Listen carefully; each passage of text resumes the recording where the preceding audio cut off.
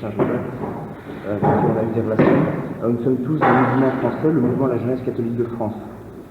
Alors nous sommes venus ici, nous sommes tous des jeunes universitaires, lycéens quelques-uns, mais essentiellement universitaires, et nous sommes accompagnés de M. Brancourt, qui est professeur à la Sorbonne à Paris. Nous sommes venus ici, non pas par curiosité, pour venir voir des combattants dont les gens nous parlent un peu comme des bêtes curieuses, mais essentiellement par sympathie. Parce que le combat que nous menons en France, qui bien sûr est très différent, c'est pas du tout un combat armé, c'est un combat contre la subversion dans son ensemble. Vous ne l'avez pas encore mené, non, vous ne l'avez pas entamé. Et je souhaite que vous l'entamiez avant que ça soit trop tard. Je crois que et on se sent tout à fait en communion, si vous voulez, avec le combat qui se déroule ici. C'est donc vraiment avec une profonde sympathie que nous sommes venus. Et on tient donc d'une part à vous remercier et à vous féliciter en quelque sorte, si vous voulez, à vous dire tout notre appui, toute notre estime. Et puis, si vous voulez bien, on aimerait vous poser quelques questions. Voilà. Je suis à votre disposition. Vous êtes les bienvenus.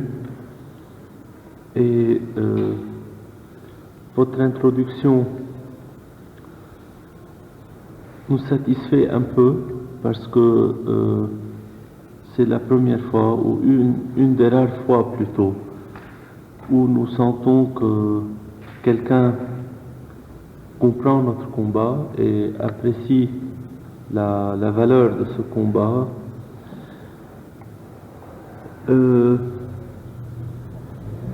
C'est vrai, comme vous dites, parfois nous sommes représentés comme des bêtes curieuses ou bien comme des têtes brûlées, comme des gens qui combattent pour leurs privilèges, soi-disant. Beaucoup de malentendus existent quant à notre cause et quant à notre combat.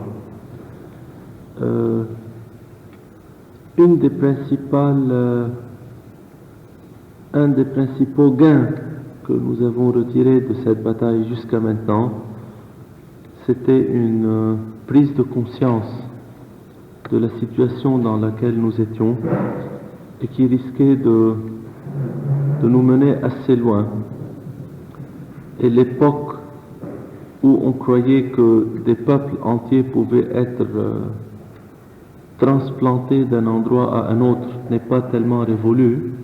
Et la preuve, c'est que même nous aussi, en 1975, nous avons été l'objet d'un complot, nous avons été l'objet d'un problème qui risquait de nous mener assez loin en dehors de notre pays. Donc, un des principaux gains a été une prise de conscience de notre cause, et deuxièmement, on s'est libéré de nos complexes. Nous n'avons plus absolument aucun complexe politique. Nous sommes disposés et nous sommes décidés à nous défendre coûte que coûte, quelles que soient les circonstances, quelle que soit l'opinion que M. de Guérengo ou M. Carter ou M. Paul VI, avec tout le respect qu'on leur doit, pouvaient se faire de nous, parce que même Paul VI, à un moment donné, ne pouvait pas comprendre le combat que les chrétiens du Liban étaient en train de mener. C'est malheureux pour lui, pas pour nous. Donc, nous n'avons plus aucun complexe, nous nous battrons, nous nous défendrons de la façon que nous jugerons la plus utile et la plus adéquate, et notre ténacité pendant ces 5 ans a prouvé que nous avions raison, que nous étions forts dans notre droit. Nous avions nos convictions et actuellement, nous voyons le compte à rebours commencer un peu partout autour de nous. Et la communauté chrétienne, disons la société chrétienne du Liban, sort de plus en plus renforcée. Et si nous devons nous comparer aux autres peuples de cette partie du monde, je peux dire en toute modestie que la communauté chrétienne libanaise est une des communautés ou bien un des peuples les plus forts, les plus homogènes et les plus solidement ancrés à sa terre. Ça, si je peux résumer la situation en 2 mots, je ne voudrais pas vous faire un monologue, je répondrai à toutes vos questions, mais essentiellement c'est ça. crois que nous devons conclure. Oui, monsieur, d'abord je tiens à vous dire notre admiration, à vous la répéter pour votre combat, car il n'est pas tout à fait exact que notre combat contre la subversion n'ait pas encore commencé, car les chrétiens d'Algérie s'étaient battus aussi contre la subversion de notre côté, et d'autre part, nos amis ont commencé à se battre sur tous les points où la voie se dessinait. Mais c'est pourquoi nous apprécions d'autant mieux votre combat qui est pour nous exemplaire et qui nous remplit d'admiration à cause de votre courage et vraiment aussi parce que vous avez le monde entier contre vous, il faut bien le dire. Alors, voulez-vous dire d'abord que nous représentons en France le pays réel, la France traditionnelle, et que nous sentons que cette France chrétienne est absolument en communion avec nous. J'admets ça, vous avez tout à fait raison, on l'a senti. Ça, les politiciens sont les politiciens, mais nous n'en sommes pas responsables, en fin de compte. On peut même dire vous avez tout à fait raison, c'est vrai. Cela dit, je répète que nous, et nous sommes, si les Français le savaient, connaissaient votre combat, je suis bien convaincu que nous serions infiniment plus nombreux à vous soutenir et à vous admirer. Nous constatons qu'il y a des combats acharnés, que vous vous êtes battus admirablement, qu'il y a, mais il y a une crise qui dure, et nous demandons par conséquent au chef que vous êtes, quelle est, à votre avis, la solution politique la plus satisfaisante? Vous avez été hier au front, n'est-ce pas, oui. La nuit? Avant-hier. La solution politique, je dirais, nécessaire, pas la plus satisfaisante, parce que dès le moment où nous allons commencer à admettre des compromis sur des questions de base, sur des questions essentielles, c'est-à-dire que c'en est fait de nous et c'est fini. Donc nous ne pouvons pas admettre aujourd'hui la solution la plus satisfaisante. La solution la plus satisfaisante, nous pouvions l'avoir le 13 avril 1975, un peu de concession en plus, on abdique un peu plus, c'est la condition la plus satisfaisante, le problème est réglé au moins pour 6 mois ou pour 12 mois ou pour 2 ans. J'entendais la plus satisfaisante pour vous. Je comprends. Mais j'ai voulu souligner ce point que la solution que nous voulons est une solution vraiment la solution la meilleure, pas la solution la plus satisfaisante parce que c'est une notion élastique et subjective. Et dès le moment où nous allions devoir admettre un compromis, c'est fini. En 1943, nous avions adopté la solution la plus satisfaisante. Le résultat a été 58, après 58, ça a été 69, la signature des accords du Caire. Après 69, ça a été 73, la lutte entre l'État libanais et les Palestiniens, lequel État libanais n'a pas pu pénétrer les camps palestiniens. C'était le début de la fin, 75, le coup de grâce. Les milices ont été obligées d'exister. Nous avons tenu et actuellement voilà où nous en sommes. La solution politique que nous rechercherons et que nous exigeons et que nous obtiendrons est la suivante. Je ne vais pas élaborer sur la décentralisation, la confédération, la cantonisation. Je ne vais pas du tout élaborer sur le cadre constitutionnel de la nouvelle formule. Le cadre constitutionnel viendra plus tard de lui-même, le jour où nous aurions réussi à nous entendre avec le côté musulman du pays.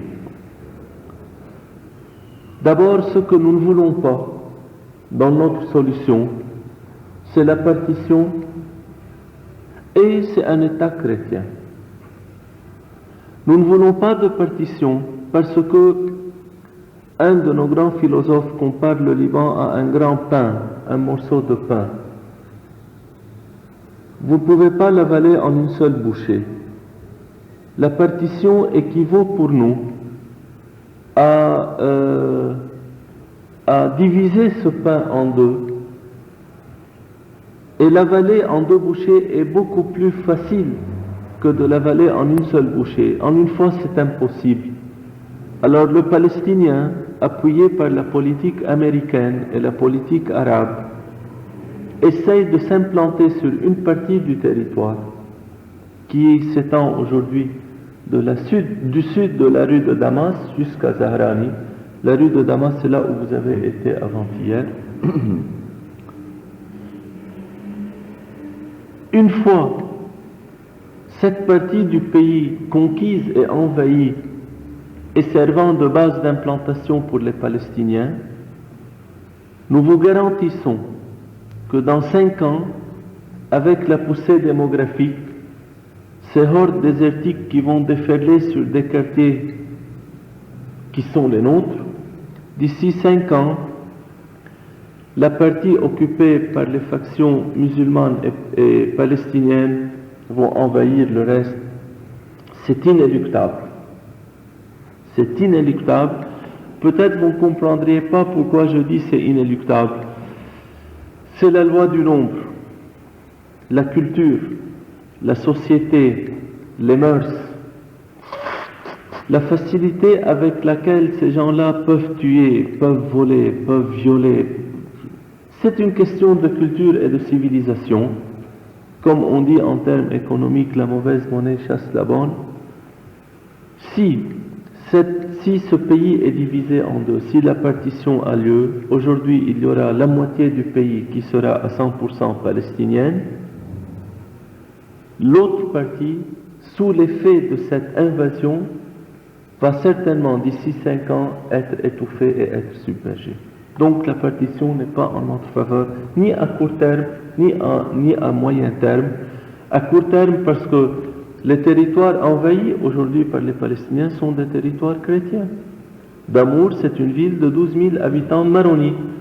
Aïchiye, c'est une ville de 6 000 habitants maronites. Le Chouf, le Jezine et Alay, ce sont des régions où nous avons encore 300 000 chrétiens sur une population d'un demi-million de personnes. Donc c'est nos territoires à nous. Donc la partition est absolument à rejeter. Et deuxièmement, nous ne voudrions pas un État chrétien parce que Israël aujourd'hui a un rêve qui est de devenir dans le monde arabe un peu ce que les Maronites ont été depuis 1943 ou bien avant même 1943 jusqu'à aujourd'hui. Tous les pays de cette région sont en train de tendre vers une plus grande assimilation les uns par rapport aux autres. Nous avons vu ce que Israël a fait avec l'Égypte. Je suis sûr que pas mal de pays arabes voudraient suivre l'Égypte, mais ils attendent la conjoncture.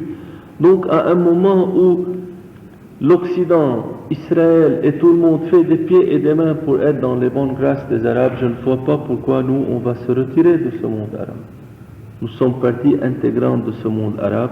Maintenant, la notion d'arabité est une notion que vous allez apprendre à discuter avec nous durant votre séjour avec nous. C'est une notion très délicate, mais géographiquement, politiquement et à plusieurs points de vue, nous nous considérons comme faisant partie intégrante du monde arabe.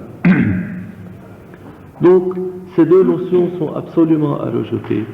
Et je crois que ce sont deux notions que l'Occident n'a jamais voulu comprendre. Et peut-être ça vous étonne que au siège central du parti Kataeb, quelqu'un vienne vous dire nous ne voulons pas de partition et nous ne voulons pas d'État chrétien. En fait, nous n'avons jamais été ni pour l'une ni pour l'autre.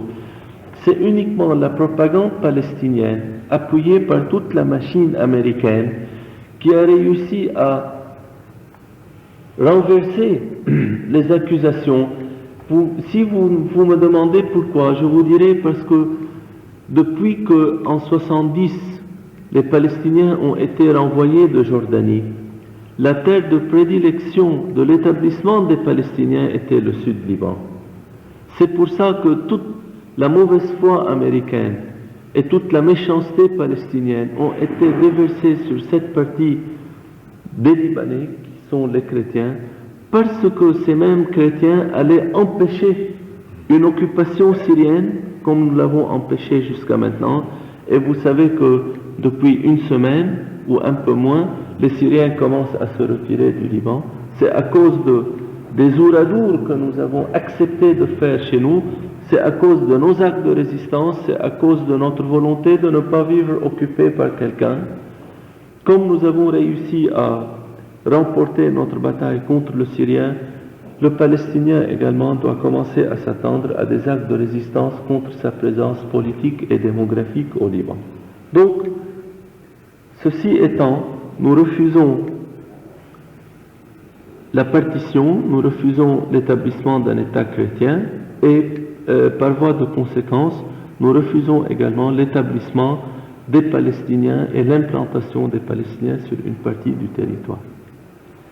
Vous avez posé la question, quelle est la meilleure formule de solution politique que nous pouvons prévoir et projeter pour le Liban? Moi, je ne suis pas un politicien. Je ne voudrais pas faire de politique. Je suis un combattant. Je suis le chef de ce département militaire des Kataeb qui a été responsable de mener la lutte de résistance en 75-76 contre le Palestinien, actuellement contre le Syrien et contre un régime pétainiste que nous avons eu et que nous avons d'ailleurs jusqu'à maintenant.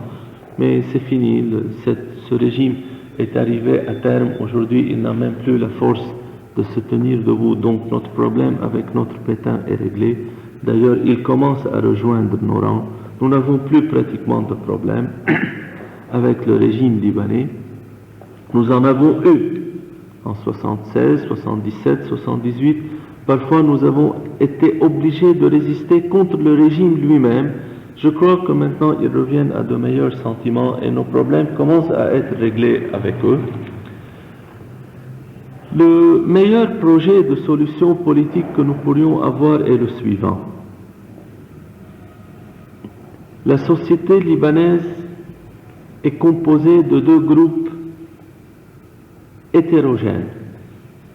Il y a le groupe chrétien que nous représentons, il y a le groupe musulman que personne ne représente. Pourquoi personne ne représente? À cause du manque de leadership. Le leadership musulman, à travers l'histoire, n'a jamais existé. Il n'y a jamais eu des partis musulmans, il n'y a jamais eu des personnalités musulmanes, il n'y a jamais eu des courants musulmans, à cause du fait que nous avons, et toute cette partie du monde a été occupée par l'Empire ottoman qui était musulman sunnite. Étant occupée par un pouvoir musulman sunnite, la masse musulmane n'a jamais senti la nécessité ou le besoin d'avoir des partis qui pouvaient l'encadrer, d'avoir des personnalités qui pouvaient la commander. Ils n'ont jamais senti le besoin d'un renouveau politique, d'un renouveau nationaliste, d'un renouveau à tous les niveaux, parce que le gouvernement, la Sublime Porte, pour eux représentait pratiquement tout. Dès qu'il y avait n'importe quelle réforme à faire, c'était la Porte Sublime qui devait le faire. La Sublime Porte réussissait à maîtriser et à contrôler toutes les tentatives de libération. En fin de compte, pour être assez résumé et assez bref, le gouvernement de la Sublime Porte était lui le gouvernement qui devait traiter de toutes les questions qui se posaient à l'islam au Liban, en Syrie, en Égypte, en Jordanie, en Turquie, dans toute cette partie du monde qui était occupée par les Turcs. Jamais le musulman arabe, libanais ou autre, n'a senti le besoin de faire n'importe quel effort parce qu'il y avait quelqu'un pour travailler pour lui. Cette mentalité a été héritée par les musulmans libanais, de sorte à ce que jamais il n'y a eu un véritable leadership qui s'est développé dans les courants islamiques libanais. Et ceci s'est énormément aggravé lorsqu'il y a eu Abdel Nasser en 58. Alors le musulman libanais qui habite avec vous dans le même immeuble ou qui a sa boutique juste collée à la vôtre se sentait beaucoup plus proche du Abdel Nasser en Égypte que de son voisin libanais qui avait sa boutique juste à côté ou bien qui habitait sur le même palier. Le musulman libanais a tendance à toujours voir dans le musulman, même si c'était en dehors du Liban, son frère et son soutien et son appui, beaucoup plus que le chrétien libanais qui est en principe son concitoyen. Aujourd'hui, le musulman libanais se sentira beaucoup plus proche du musulman aux Philippines que du chrétien libanais. Le jour où la France était en train de combattre en Algérie, le musulman libanais se sentait beaucoup plus proche du musulman algérien que du chrétien libanais à côté de lui. Et il y a eu des chrétiens qui ont été lynchés dans les rues à cause du combat que la France menait en Algérie. Il y avait une association chez le musulman libanais entre le chrétien libanais et le chrétien français, entre le musulman libanais et le musulman algérien, et cette dichotomie était sur la base de dissensions confessionnelles beaucoup plus que sur la base de dissensions nationales ou bien de nationalité. Donc,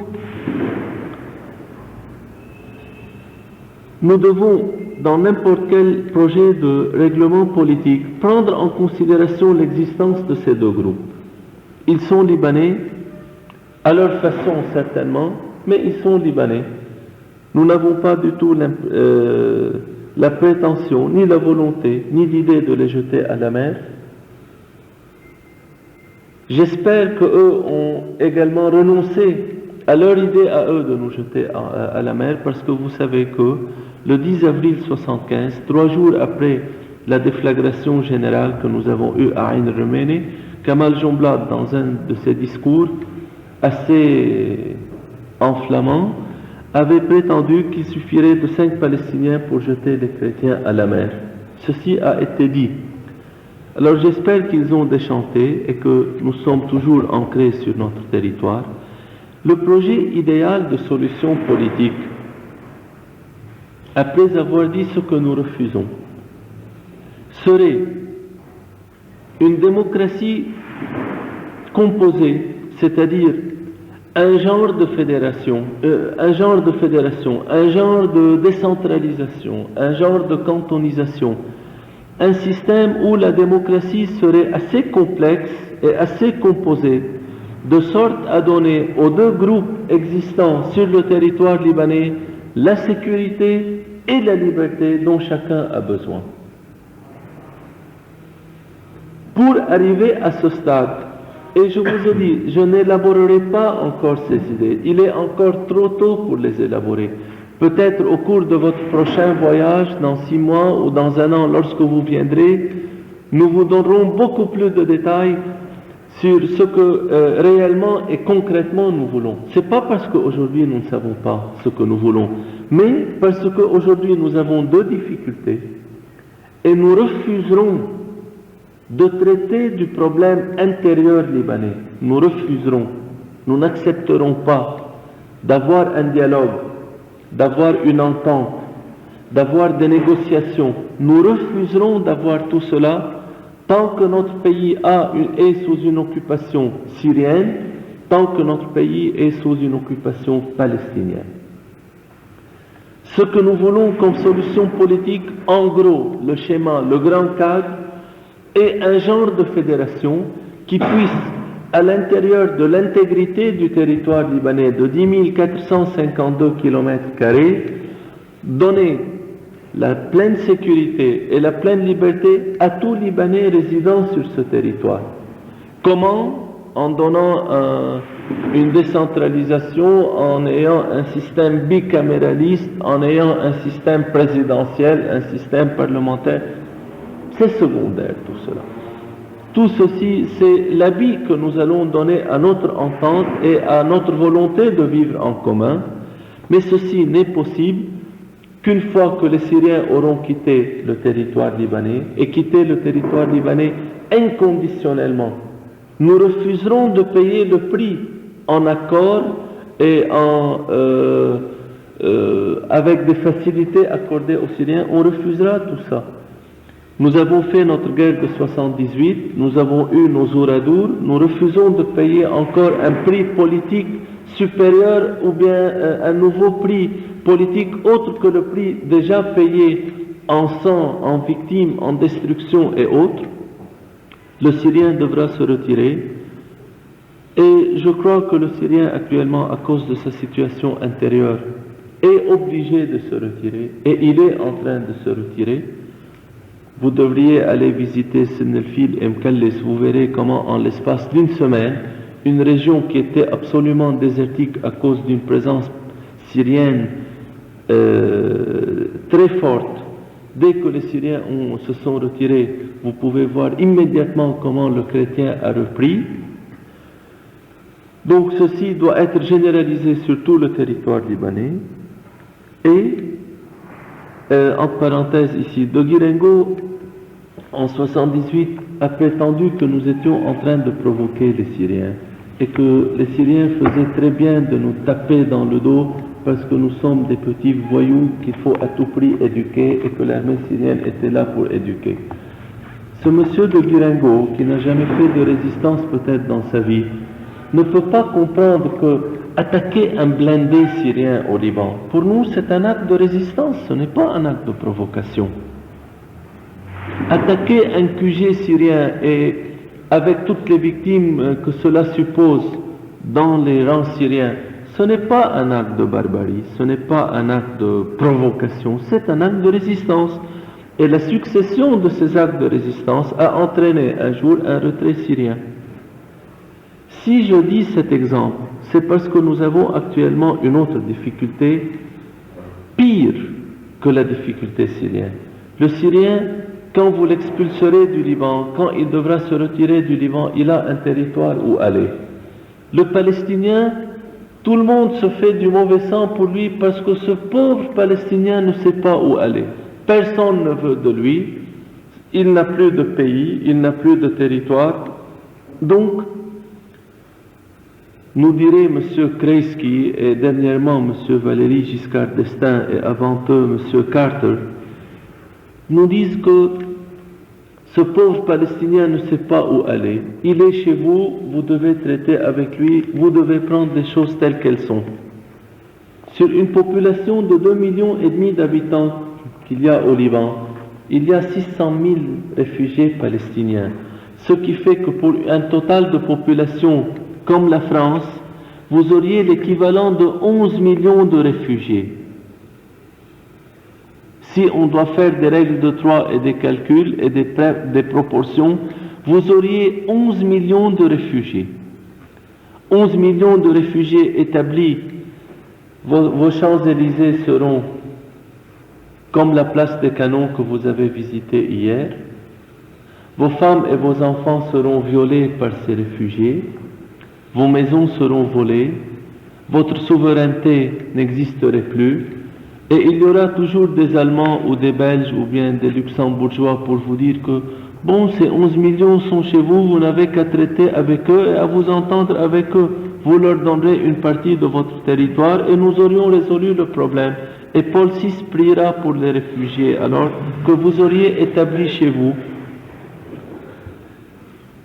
Notre problème aujourd'hui est le suivant avec les Palestiniens. 600 000 réfugiés armés avec un budget 3 fois supérieur au budget de l'État libanais. 3 fois supérieur. Si le budget de l'État libanais est de 1,5 milliard de livres, le budget des Palestiniens est de 3 fois plus parce qu'ils ont tout le pétrole arabe derrière eux, n'ont aucun problème d'argent.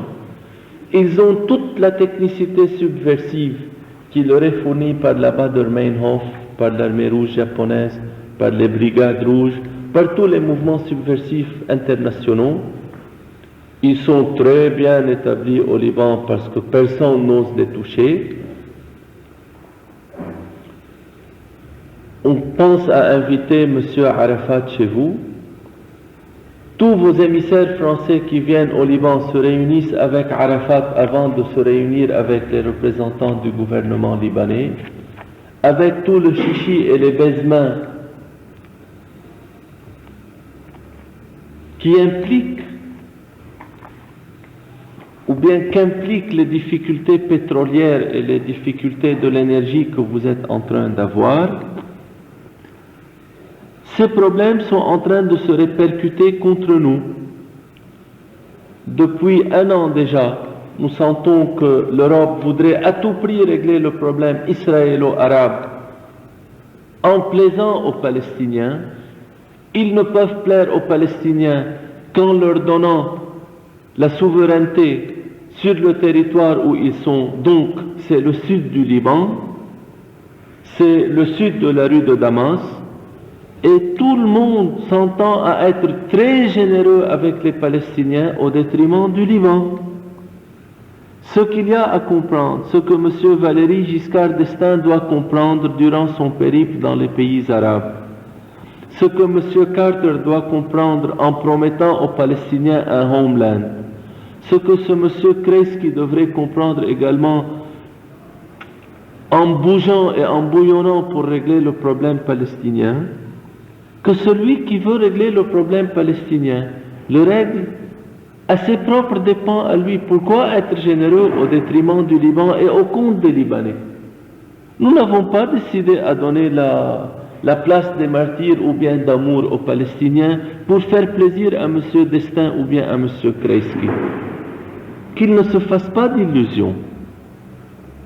La solution au problème palestinien ne passera pas aux dépens du Liban.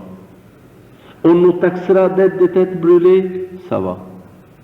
Mounzir aurait dit des têtes en feu. On nous taxe d'être des fascistes, c'est le dernier de nos soucis. Ils nous taxeront d'être des rétrogrades et des isolationnistes. Nous nous sommes libérés de tous nos complexes. Nous n'en avons plus. On combattra, on défendra notre pays, que ça plaise ou non à des De Guirengo, que ça plaise ou non à des Carter, que ça plaise ou non à je ne sais qui, c'est notre pays. Et si jamais nous n'étions pas disposés à défendre notre pays, certainement personne ne nous aurait respectés et nous aurons été les dindons de la farce. On aurait payé la facture de tous les Kissinger et de tous ceux qui se sont arrogés à un moment donné le droit de décider au nom des petites nations. Nous sommes un petit pays, certes, mais nous sommes une grande nation. Nous avons 6000 ans d'histoire derrière nous et c'est à cause de ce patrimoine que nous avons confiance en nous-mêmes et dans notre cause. Donc actuellement, une fois que le problème syrien, une fois que le désengagement syrien commence à avoir lieu au Liban, nous allons immédiatement emmancher la résistance anti-palestinienne. Alors si Kreisky et Giscard d'Estaing veulent à tout prix accorder une partie du Liban aux Palestiniens, que le Palestinien ne se fasse pas d'illusions, nous n'allons pas le laisser tranquille. Nous allons mener une lutte de résistance contre le Palestinien au Liban, de sorte à ce que le Liban devienne un enfer palestinien. Autrement, nous n'allons pas pouvoir avoir la paix. Ils veulent un homeland qui retourne ou chez eux, ou chez celui qui veut leur donner ce homeland. Pour nous, ce problème ne se pose pas. Quand nous allons terminer de notre problème avec le Palestinien, je ne sais pas. Combien de temps ça va prendre, également, je ne sais pas. Mais certainement, avec le Syrien, ça a pris 2 ans. Nous verrons avec le Palestinien combien de temps ça prendra. Nous sommes disposés à ce que nos enfants meurent. Nous sommes disposés à payer tous les sacrifices. Ceci vaut encore beaucoup mieux et beaucoup plus que de vivre avec les réfugiés vietnamiens aux États-Unis, de faire comme les Arméniens, d'être un peuple errant à travers le monde qui ne sait pas où aller, ou bien de faire comme le Palestinien. On va s'accrocher à cette terre, quelles que soient les difficultés. Une fois que nous aurions fini le problème syrien, une fois que nous aurions fini le problème palestinien, c'est uniquement à ce moment-là, uniquement, que nous resterons avec nos partenaires musulmans autour d'une table et qu'on mènera des négociations. On mènera des négociations pour pouvoir assurer notre liberté et notre sécurité d'un commun accord avec eux. Et l'entente, vous allez, durant votre séjour, énormément entendre parler d'entente. Il faut faire l'entente, il faut aller avoir des petits déjeuners ensemble, il faut aller à des cocktails ensemble, il faut aller manger ensemble, il faut s'embrasser et se donner de grosses accolades à la télévision et faire des discours à la radio pour vanter les louanges de l'entente, etc. Pour nous, l'entente arrivera en dernier ressort. C'est la dernière étape, l'entente. L'entente va être devancée par des négociations très serrées entre nous et le musulman. Et à la suite de ces négociations, nous nous entendrons sur la meilleure formule politique qui puisse exister. Et c'est uniquement à ce moment-là qu'on dira que les Libanais se sont entendus ensemble et que nous avons alors tous ensemble un dénominateur commun, et alors nous pouvons exprimer notre volonté de vivre en commun. La meilleure formule politique, c'est à l'intérieur de ce cadre-là, une fois qu'on aurait réglé et le problème syrien et le problème palestinien. Merci beaucoup, monsieur.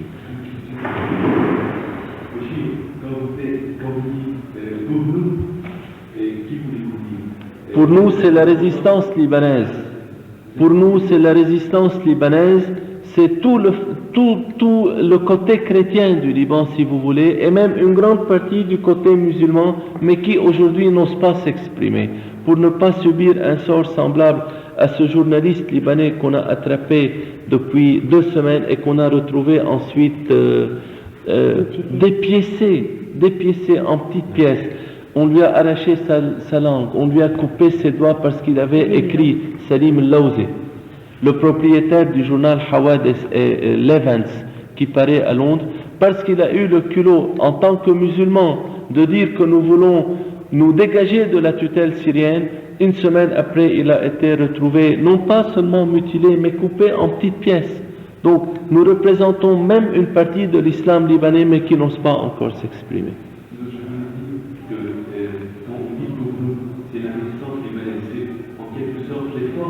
Les forces, certainement. Ça, je le laisse à vous pour expliquer cette cuisine interne à nos amis français. Moi, je me suis contenté aujourd'hui, dans ce peu de temps que nous avons, à un tableau général. Certainement, ce sont les forces libanaises dont j'ai le commandement et dont j'ai la responsabilité qui sont, elles, responsables de cette résistance. Parfois, nous avons été obligés de faire de la résistance à l'intérieur de nos propres partis et à l'intérieur de nos propres organisations. Parce que même chez nous, il y avait des gens qui se disaient bon, mais vous savez, il vaut mieux ne pas faire ci. Il y a même chez nous des gens qui visaient à être peut-être ministre ou député ou bien à avoir n'importe quel autre avantage. Ils préféraient être maintenir les choses calmes. Pour nous, c'était juste le contraire. Nous nous sommes bien rendus compte qu'il y avait au fond la génération, votre génération, qui est la génération de la résistance libanaise, et d'autre part, évidemment, la génération du compromis. Ne faites pas, non. Sans qu'il y ait une coupure très... Non. La dichotomie n'est pas au niveau de l'âge, elle est au niveau de la mentalité. Vous trouverez parmi les jeunes des gens qui ont une mentalité encore beaucoup plus pourrie que les grands. Vous trouverez des hommes comme le président Chamoun et Cheikh Pierre qui vont parfois beaucoup plus loin que nous. J'espère que vous aurez l'honneur et le plaisir de rencontrer le président Chamoun et Cheikh Pierre. Vous verrez qu'à 80 ans chacun, ils sont encore plus lucides que nous et qu'ils vont encore beaucoup plus loin que nous. Le problème n'est pas un problème d'âge, c'est un problème de mentalité et de pourrissement interne. Oui. Merci beaucoup, monsieur. Cheikh Béchir, vous avez écrit en 1979 un article dans Le Monde qui, pour nous, militants français catholiques, nous avons vraiment beaucoup frappé, dans lequel vous parliez de nouvelle Byzance et d'une renaissance chrétienne. D'une ancienne Byzance et d'une nouvelle Jérusalem. C'est ça. d'une certaine manière, si vous voulez, vous abordiez le problème d'une renaissance chrétienne de nos jours. Certainement.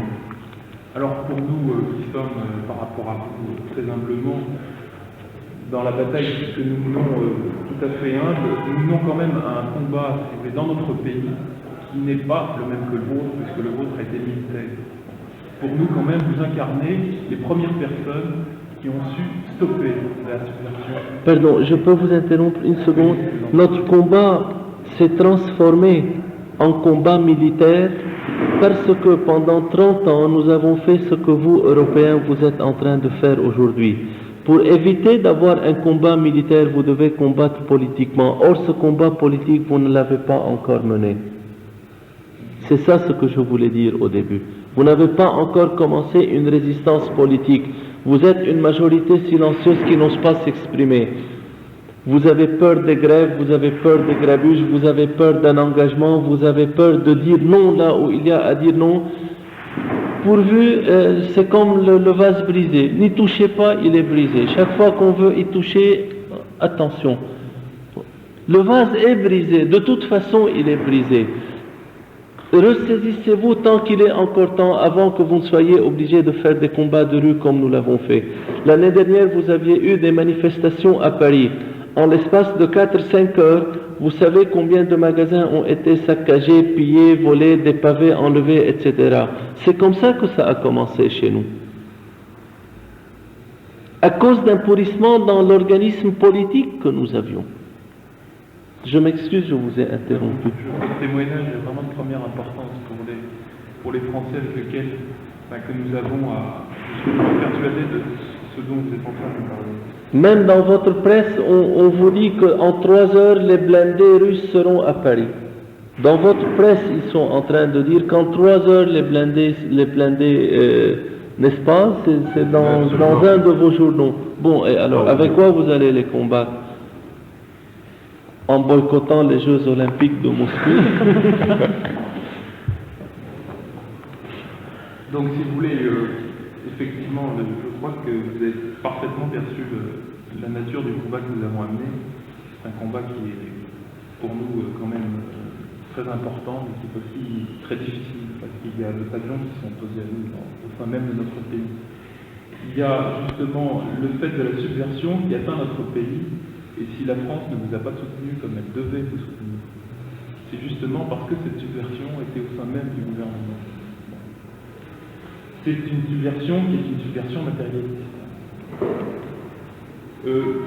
Est-ce que, justement, si vous voulez, au sein même de votre combat, vous-même, est-ce que vous avez, si vous voulez, un certain enseignement à vous apporter de ce côté-là? Est-ce que vous avez senti la nécessité, par-delà le combat militaire, d'une renaissance, si vous voulez, chrétienne, qui aille dans cette espèce de subversion matérialiste qui va tous émerger? Ce que l'Europe n'arrive pas à comprendre, c'est que si cette renaissance, s'il n'y aura pas une moralité nouvelle, s'il n'y aura pas une nouvelle éthique de l'action, au niveau officiel et au niveau politique, jamais vous ne réussirez à dépasser ou bien jamais vous ne réussirez à éviter le combat qu'on vous impose. La subversion est en train de vous tendre un piège pour vous amener à la combattre sur un terrain qui n'est pas le vôtre. Je crois que nous allons être un peu à court de temps parce qu'à 11h, il y a une réunion du bureau politique dans cette salle. Si vous voulez, nous sommes disposés, je suis disposé à rester avec vous. Combien de temps vous allez rester ici? Jusqu'à dimanche prochain. Bon, si vous voulez, je peux consacrer encore une plus grande partie de mon temps à répondre à ces questions parce que Dieu sait si nous n'avons pas des messages et des enseignements et des conclusions à vous proposer. Dieu sait si nous n'avons pas encore des actions en commun à entreprendre. La subversion terroriste internationale n'aurait jamais été possible s'il n'y avait pas de complicité à tous les niveaux. Alors que pour nous, je ne parlerai pas de complicité. Il n'y a jamais eu de sympathie et il n'y a jamais eu de contact entre nous. Au contraire, on est méfiants l'un par rapport à l'autre. Et jamais nous n'avons voulu nous tendre les mains ou bien joindre nos efforts tous ensemble pour pouvoir arriver à un résultat. Nous avons un enseignement assez important à vous communiquer à ce sujet, mais peut-être qu'aujourd'hui, dans cette réunion, nous n'aurions pas le temps de traiter de toutes ces questions. On pourra décider d'une autre réunion si vous voulez plus tard, parce que dans 10 minutes, il y aura une grande réunion. Si vous êtes d'accord, je ne veux pas vous l'imposer. Vous avez parlé de vendredi dans l'après-midi. D'accord. Non, si vous voulez, nous allons mettre un terme à cette réunion, ou bien nous allons la suspendre jusqu'à vendredi prochain, et vendredi prochain, au siège du Conseil militaire, nous continuerons un peu ce contact, si vous ne trouvez pas d'inconvénient. Merci infiniment.